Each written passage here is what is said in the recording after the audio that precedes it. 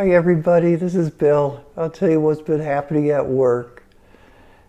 I'm 68 years old. I guess by my age they say that 70% of people are retired, but not me. I'm still working, but I'll tell you what's been going on at work and what the future looks like. Things are kind of getting uncertain, so yeah, here we go. Okay, I work on a project called the Microwave Limb Sounder. It's an Earth orbiting instrument on a satellite called Aura that measures the composition of the atmosphere. And we're measuring chemicals from the upper troposphere through the stratosphere into the mesosphere. And one of the things we're interested in studying is the ozone layer stability, in particular ozone holes and ozone destruction caused by chlorine.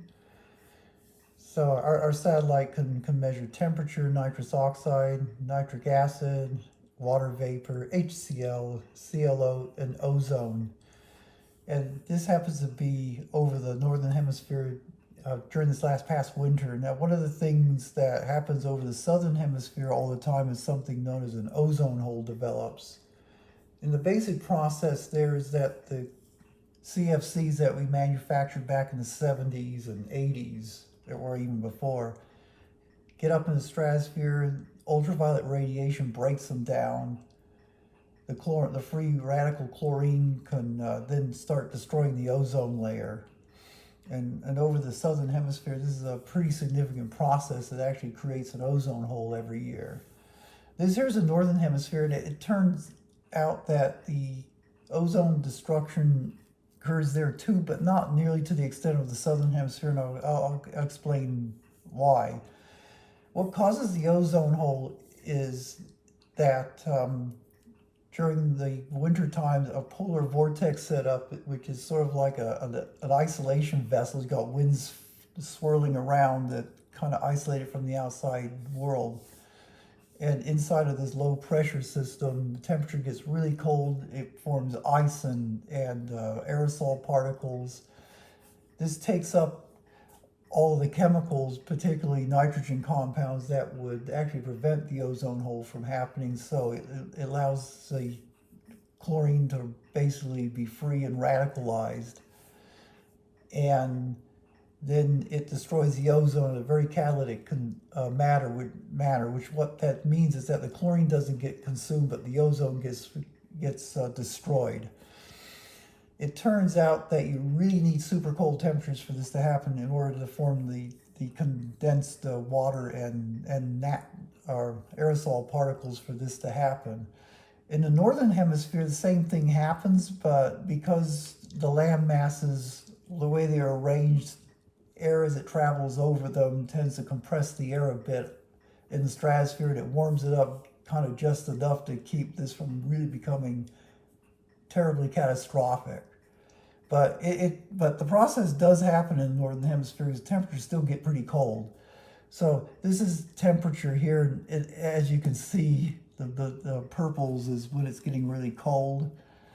Nitric acid, which is the thing that would actually suppress the ozone destruction, gets quite depleted because it's now being taken up in these solid ice particles.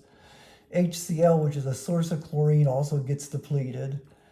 But what that basically means is that that chlorine now is being released in a reactive form, and as you can see, these really dark red, almost black spots. My boss wanted to look like skin cancer, so he kind of gave it these ugly colors when it's active. When this is going on, the ozone's being destroyed.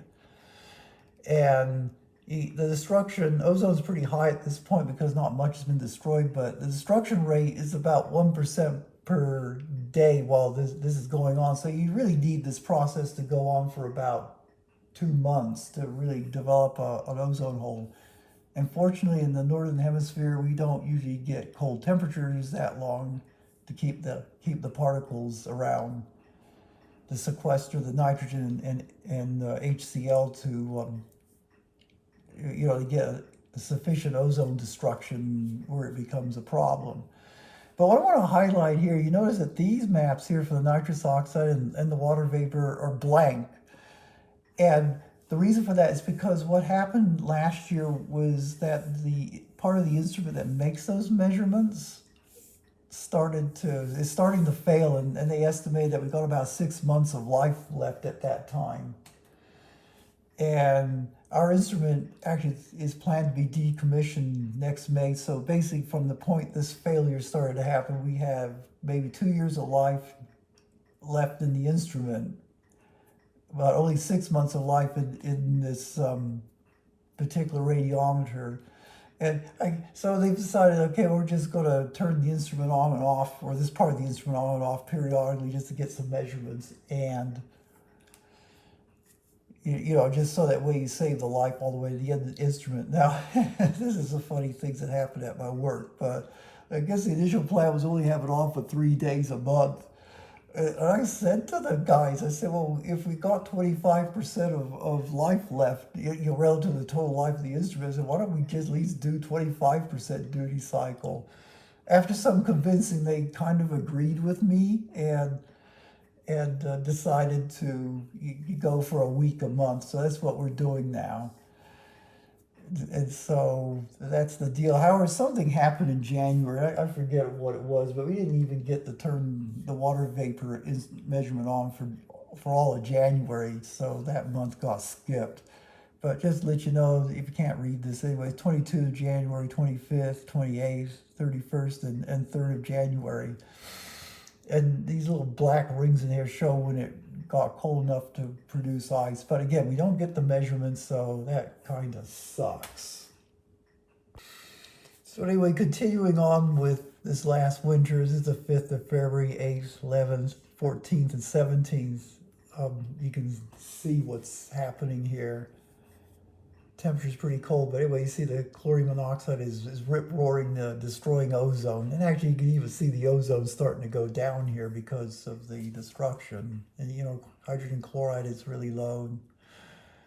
When we do get back, and the nitric acid is low, and then, of course, finally, when we do get the water vapor radiometer turned on, we start getting some measurements here in the middle of February. So that's what's happening. So anyway, this is what's kind of interesting. This here is the only thing you need to look at here is this black line with the minimum temperatures. Right at the beginning of February, at around 46 hectopascal, the minimum temperature is where all the action happens vertically. The minimum temperature just at the beginning of February really dipped down to like record lows that we've ever seen in our satellite record, like here and also here. These are two different data sets, but they're showing the same thing here. And we missed this in the water vapor, which kind of sucks because we really should have gotten a lot of dehydration. And had that sustained for a while, we could have had some significant ozone destruction in the northern hemisphere. But again, because of the dynamics that happened there, they kind of got broke up and warmed back up again.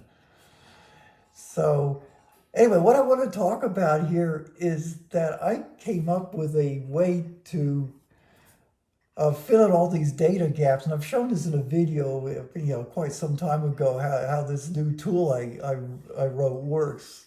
So basically, the idea is it takes all the data from the microwave limb sounder, and whatever there's missing data, it fills in the gaps in time and space, and it's kind of cool. So here's the name of the game: is to try to reconstruct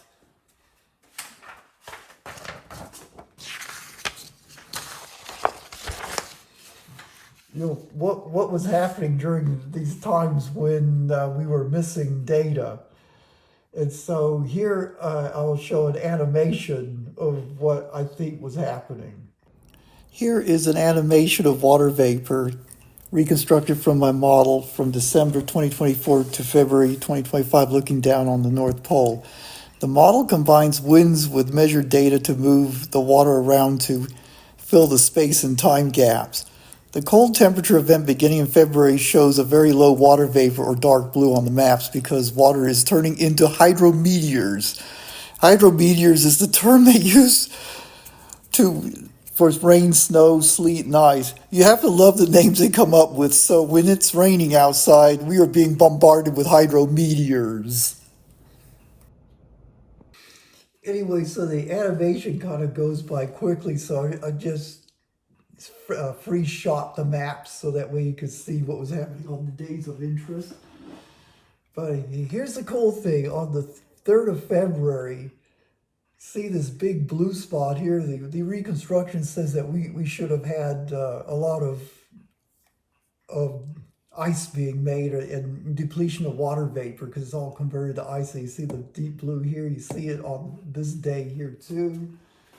And I'll just show this one up here.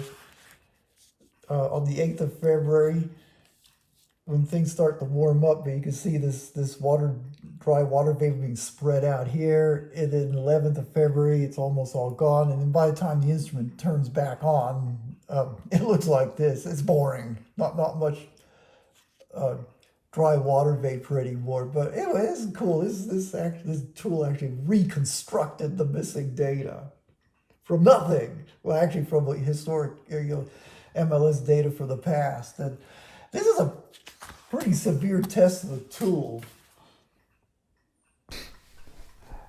Yeah, so this is a severe test of the model because we had no MLS data to refresh it since the middle of December, and we didn't get any more until the middle of February, so it was free running for 2 months. And there's assumption that you have no chemistry going on. The other one, probably the big one, is numerical stability of these advection calculations because it involves partial or approximate solutions to equations. So, but anyway, I thought it was pretty cool that it was able to do these reconstructions, I think, fairly well. So, as far as the future of my work, I'm back on 4 days a week now. Probably will be the case until the end of the fiscal year, and then I'll probably be going to half-time. Our budgets have been cut. There's talk about shutting our instrument off earlier than May of next year, like at the end of this fiscal year. I guess as a result of trying to save money in the federal government. Of course, people in my area are all freaking out over this. And of course they ask me, they say, why aren't you getting so angry about this? And I say to them, well, there's nothing I can do about it. No one cares about my opinion. So I just try to control what I can. I have an apartment building, as you know, and I'm pressing hard to get that debt paid off as soon as possible, hopefully sometime this year. So I'll at least be getting that income, and when I do go to half-time work, I'll be able to easily cash flow my expenses with that. So I guess maybe that's my security blanket.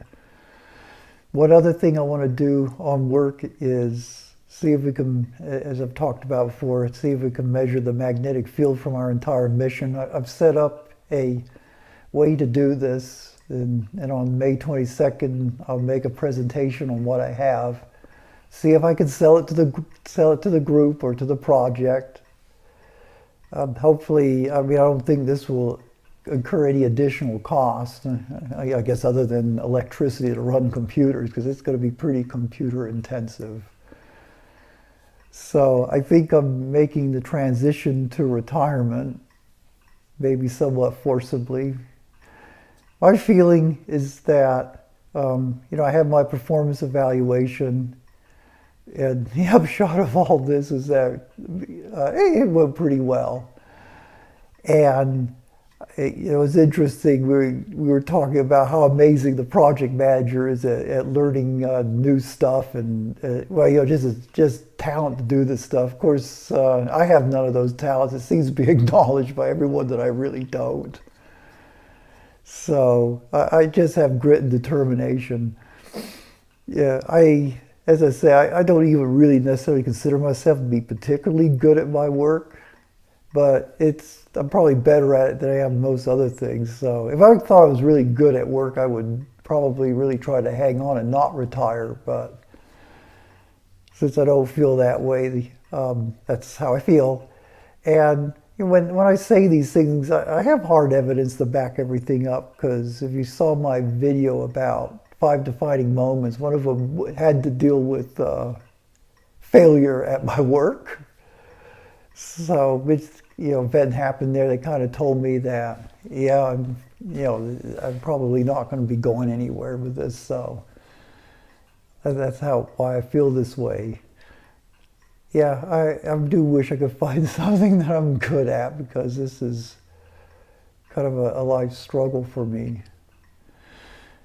So, yeah, I guess that's all I've got. So if you like this video, please like and subscribe, and it helps me with my low self-esteem. Until next time, just try to keep clear of those hydrometeors. Anyway, and bye-bye.